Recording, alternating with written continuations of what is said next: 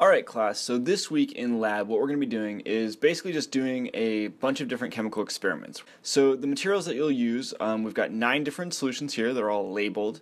We've got a well plate, and then we've got 9 labeled test tubes, and it's very important that those are labeled. In order to get the different solutions into our test tubes and then into our well plates, we're going to use these disposable pipettes. And these disposable pipettes are great because they're graduated. They've got little markings on them that tell you here's 1 milliliter or here's 0.5 milliliters.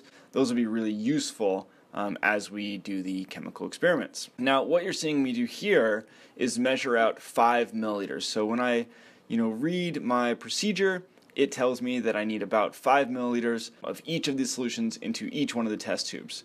So this takes a little bit of time, but really what we need to do is we just need to estimate. So if we just estimate, 5 milliliters, and here you can see me doing that by just taking 3 big, pipettes full, and that's going to be about 5 milliliters, and that's good enough, right? So we just want to be efficient when we're doing that.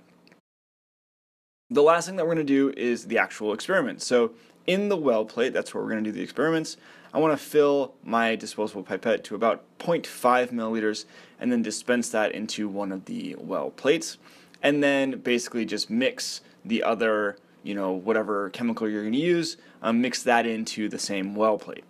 And the last thing that I'm going to point out here is that you do not want to cross-contaminate your solutions by using the same pipette for different solutions. So for each pipette, for each solution, just store it in the appropriate test tube like we're showing here.